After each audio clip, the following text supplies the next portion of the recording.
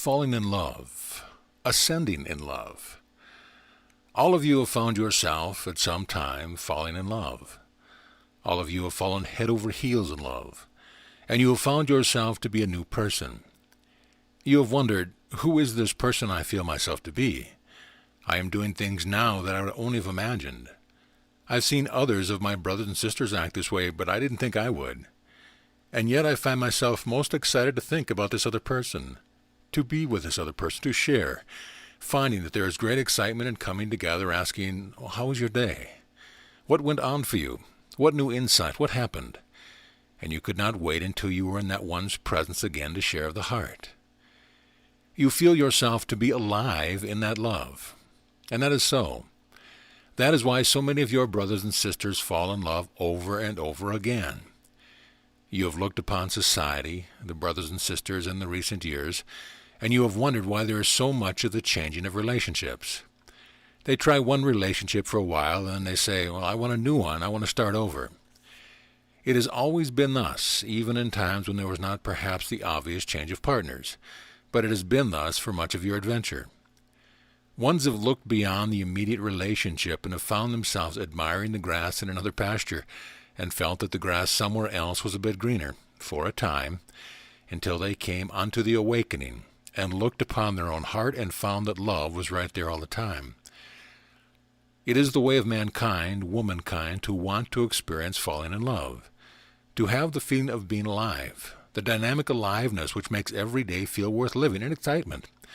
And underlying the search for human love is a desire to know the very dynamic love which is your true nature. You have found yourself, throughout many of what you would see as lifetimes in relationship, some of them happy, some of them challenging, and you have taught yourself that perhaps relationship was a bit dangerous, that to share quite freely of the heart could bring challenge, could bring sorrow. And so you have encased the Holy Child, the heart of you, in an armoring. You have said that it is only safe to share just so much of myself. Most of myself I will keep locked away until I am really sure that it's safe to open up. Now you are feeling a desire to throw off the encasement, as a seed does when it bursts forth with a new life. You have come through, even in this lifetime, numerous relationships, and there has been benefit in each one, even though at the time it might have felt a bit dubious, a bit sorrowful, a bit constricting. And yet, at the vantage point where you find yourself now to be, you can look back upon all relationships and you can see where there has been love, true love, and understanding, after you have been able to come past the behavior. And you have allowed yourself a bit of perspective, a bit of distance to look back upon it, and you have been able to see that that one, even though they may have been engaged in behavior which was not loving, was searching for love as you were. Now, there is a great desire to know love, unconditional, unlimited love, to come home again by way of the avenue of experiencing love.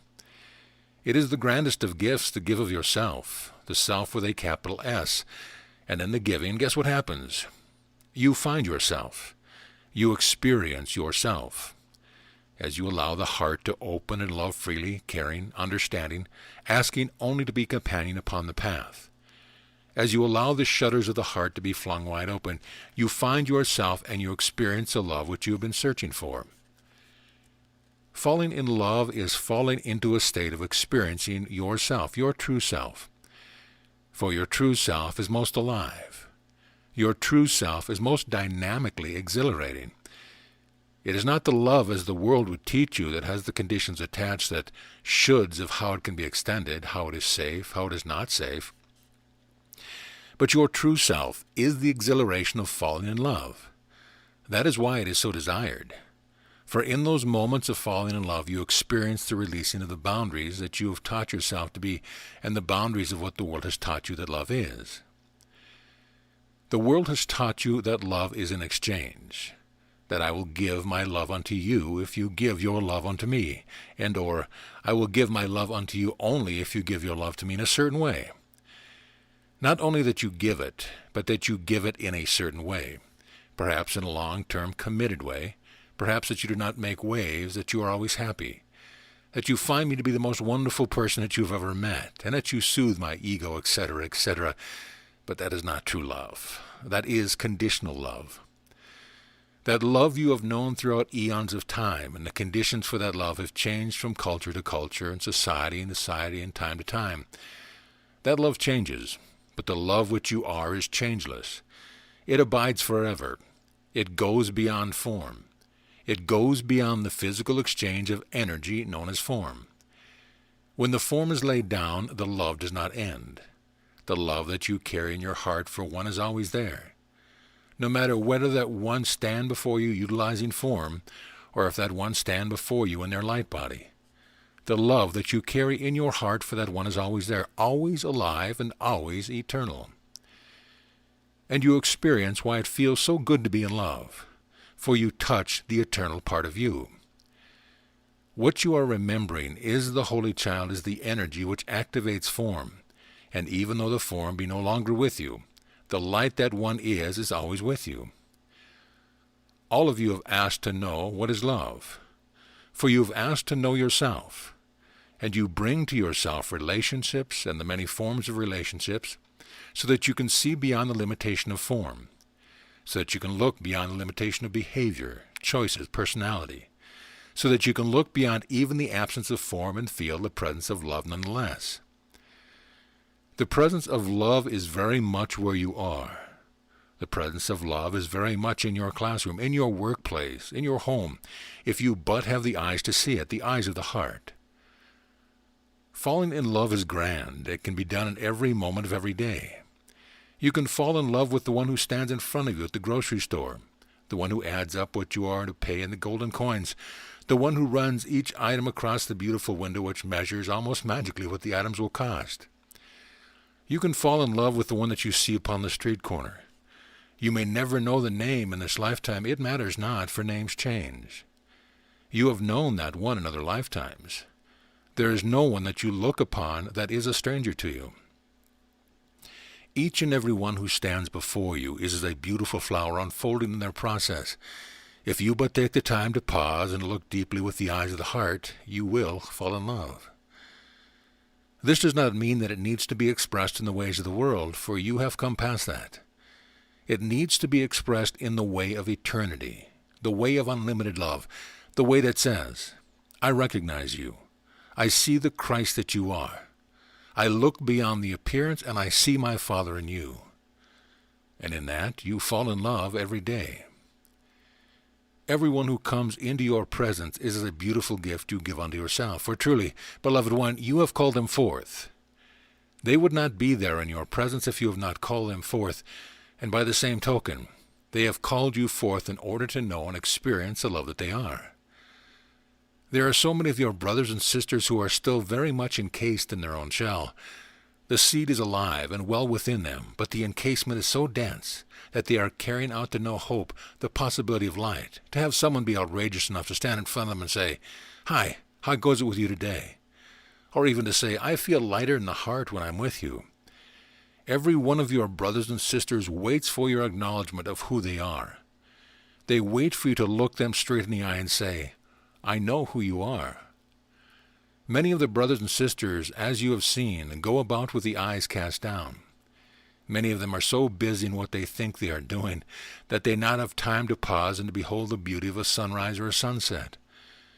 Many of you have gone through lifetimes so afraid, so encased, that they have not even allowed yourself the hope that there could be love for you. Many of the brothers and sisters you see now do not believe that another could look upon them and love them. And they do not love themselves, for they are waiting to see it come from outside of themselves. They are waiting for someone else to recognize what they have not looked yet far enough to find within themselves, what they would not trust and do not trust. And when you go about with a light heart, in love with life, guess what happens? It is contagious. Have you ever been around one who is in love? Yes, they are quite silly, and their energy is contagious. And I will share with you that that energy is your true nature, and that is the energy which leads to ascension. For as you have gone through what you would see as countless lifetimes dull to the love of life, dull to your true nature, the very idea of ascension has been afar off. If you have heard of it at all in these lifetimes, it was that someone far removed from you, someone who had no relationship to you, had ascended and must be worshipped as a god. Now you are allowing yourself to contemplate the possibility, the probability, and the truth of ascension. You are bringing forth a multitude of books, writings on ascensions. You are bringing forth ones who give the workshops. You are bringing forth the guides and the masses from what you still see as another place separate from you, and yet it is where you truly abide when the focus is expanded from this form and its expression, who will share with you what ascension is and what it feels like. And you are playing with the idea that perhaps, ascension is possible for you, and it is. For each and every one of you who has ever wondered about, played with the concept, looked upon a book about ascension, it is possible, most probable, that you will ascend even in what you see as this lifetime. That is why you are calling it forth now in your consciousness. You have said at a very deep level, I am ready to expand the boundaries of who I have thought myself to be. I am ready to welcome my unlimited self and to know what that feels like. It is a grand time to be alive, for there is much that you will experience in what you see of as this lifetime. It is not just I, Jeshua ben Joseph, or other masters, cosmic or otherwise, who have ascended. I will share with you that you have ascended. Now you say, well, how can that be? I feel the body to be very much anchored right here. I will share with you, first of all, that you have ascended. Otherwise, you would not relate even to the concept. There is within you, at a very deep level, a knowing of what ascension is all about. Where does that relatedness come from? Where does that knowingness come from? It comes from what we have described as the sphere of time, the sphere of the points of experience that you would label as lifetimes, histories, experiences of expression within the bubble of time, and within the bubble of time, as you see it to be, at least one of these points, and actually more, ascended. Therefore, when we talk about ascension, there is a knowingness somewhere deep within you which says, yes, I can imagine what it would feel like to ascend. Somewhere within the bubble of all the experiences of time you have ascended. But let us bring it right here and now to what you know as this lifetime. Already you have ascended in moments when you felt yourself to be much more than what you thought yourself to be a moment previous. You have experienced moments of unlimitedness, in meditation perhaps, in music perhaps, in loving perhaps when you looked upon the small infant or beloved pet and you found yourself dissolved and loved, unconditional and eternal. Or when you have looked upon the sunset and you found yourself drawn into it. In that moment you have ascended. You forgot your close identification with this point of focus and you ascended. In the days to come you will have more and more moments of ascension. You will find yourself not so anchored in the activities of the world and not so anchored in the identification with the body, and so will know that you have ascended for moments of time. When you allow yourself to forget self, the small self, and you care for another, what they are feeling, what they are going through, and you are so identified with them that you feel you are actually inside their skin, looking out through their eyes, feeling their feelings, you have ascended and transcended that small personality. In my lifetime, I came to understand that I and the Father are one. I came to the place of knowing with a surety that I and the Father are one. There is no separation. I am life upon this plane as you are. I am life upon this plane and all other planes and dimensions that you can ever imagine, will ever imagine, have ever imagined, and more. I have collected unto myself the molecules of physicality in many, many forms. I played with, the same as you have, different forms of life expression upon this our Holy Mother the Earth, and upon other planets and other universes as well, as you have done. For I am not limited, and neither are you. I and the Father are one. I am life upon this plane as you are.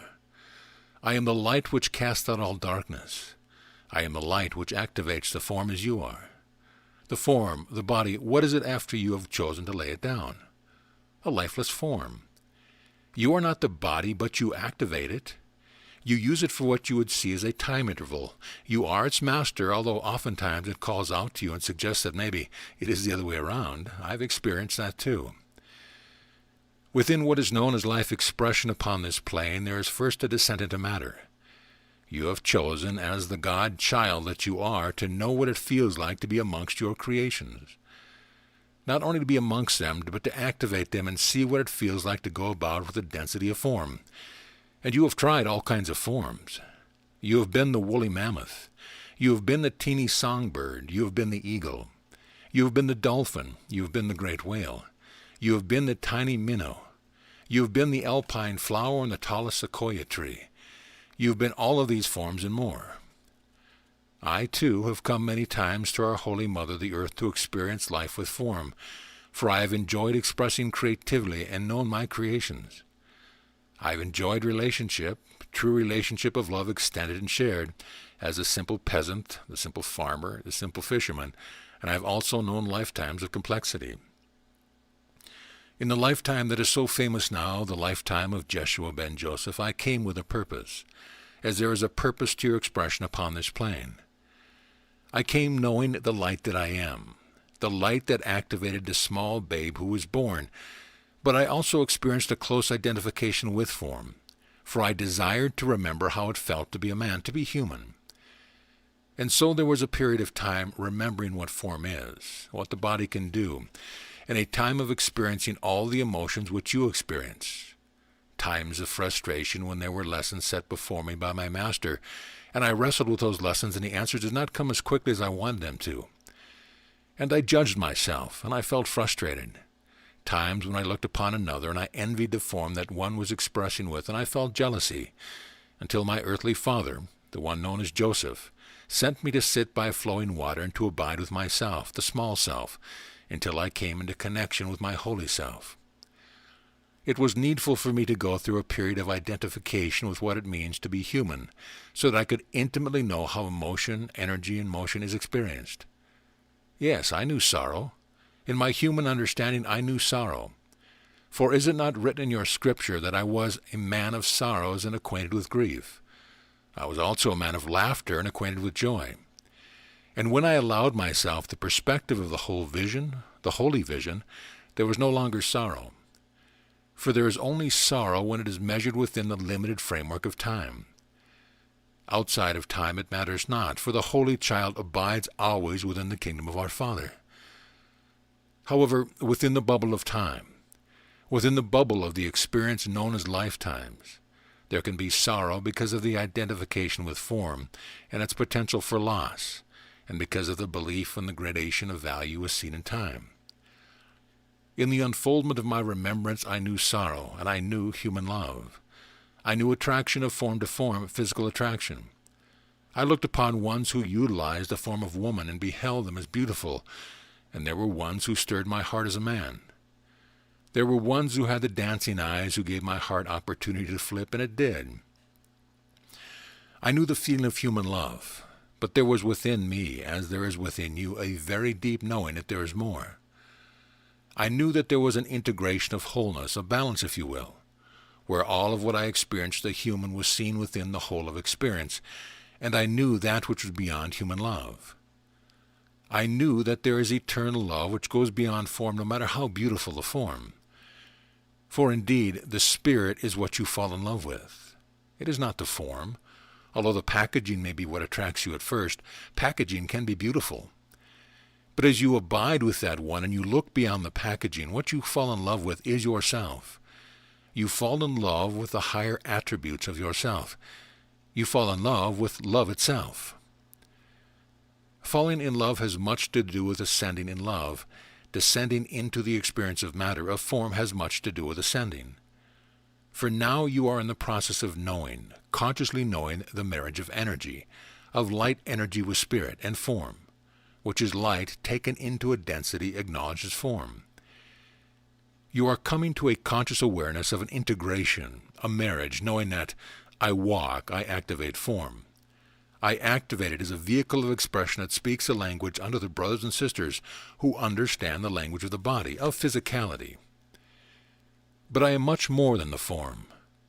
I am the energy that activates that form, and in the awareness I come totally alive. It does not mean that you have to lay down the form to ascend. It does not mean that you have to die in order to live. What you are asking now and what you will experience in love, true love, is the marriage of who you are as light with your creation of light, otherwise known as form. In that, beloved one, you are married unto all you see, everyone, even the ones that perhaps you would rather they went somewhere else, and with the other ones that your heart goes out to. You are married to everyone and everything you see. You are the energy of spirit. You are the energy of life. You are the energy of light that even now your scientists are coming to measure. You are the energy which activates every form you see and gives life to every event, every circumstance, every relationship.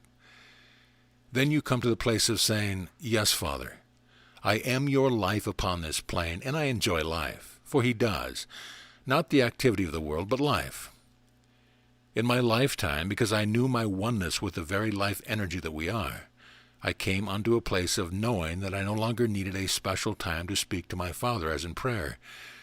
I no longer needed a specific time for the communion of oneness as in meditation. For I knew myself to be at every moment the life of the Father upon this plane. I knew myself to be in every moment one as his energy. And in that instant of true knowing, that instant of coming home, the very cells of the body took on a radiance which has been called in your scriptures the transfiguration. There were ones of my friends known as disciples, and it was not just the men disciples, there were women as well, who witnessed what has been called the transfiguration. They witnessed that moment in time, for yes, it was in time, when I so knew the energy that I am that the very cells themselves came alive with light. There was yet form to be seen, but it was transfigured as the light that activates the form. I was a bit surprised. It was not something that I had as a conscious goal. In fact, I did not know that would happen. And after the crucifixion and the resurrection, it was my great joy to reunite with many of you again utilizing the body. I appeared to you in the upper room, which surprised you a bit, spent many days with you teaching, supporting, strengthening. For you already knew much of what I had been teaching. It had been received within the heart. But there needed to be an integration, a firing such as you will see with a gemstone when it is put to the fire, that comes the brilliance. I knew that the fire would be there for you, and you would come to remember the brilliance of your light. Because you had witnessed the transfiguration, because you had witnessed the resurrection, which seemed most miraculous, you were open to understanding that there might be even more. There was much that we shared. And then, in the fullness of time, there was another demonstration, the demonstration known as the Ascension, in which I allowed myself to be so filled with the love, the unlimited, unconditional, exhilarating love, dynamic, forceful, powerful love, that the very cells themselves could no longer be held upon this plane. And in light I was seen to ascend, and you will do so if it is your desire. It is not necessary that one ascend in that manner in order to be worthy to know the love of the Father. There are some who will choose that activity again in conscious awareness, and others who will lay down the dust of the body and go as the light being that they are without the demonstration of the ascension, for it is not necessary. The ascension that is necessary is the one that you are in the process of claiming right now. The ascension of consciousness, the ascension that says, I know that I am the Spirit, the light that activates all of form. I know that I am my Father's creative child, for I am the child of the Creator. How could I not be creative? And you are very creative. Now you are desiring to know creativity and joy. No longer creativity and confusion and sorrow and conflict. You know that very well. Now you are choosing to know your creativity in joy and in love. Ascension is not difficult. Ascension is not something that has to be done in a certain ritual with much help from many masters. You are a master yourself. Ascension is not something that is complex. Now you may make it seem complex, and you have. You have written the classic works on the subject. You have described the various levels of purification, all of the requirements. You have been the priest and the priestess who have decreed yourself to be the authority, who has said that ascension is only for one who is very good, perhaps masters who have come through stages of enlightenment, and only for ones who have been worshipped as greatly above you. You have written and you have studied all the authoritative books. But ascension, beloved one, is simplicity itself. It is allowing yourself to come beyond the specific point of focus and to expand into the totality of aliveness, into the totality of love. Begin by falling in love with life, with choices, with adventures. Say, yes, I will live each moment totally and truly alive in love. And then there is ascension. And once you have ascended, and you can do it again and again and again until there is no longer the need or the desire to be identified with this form. You will identify with the light form that you are, and then you will go beyond even that to know the consciousness of allness. You will know yourself to be the I Am, which abides forever.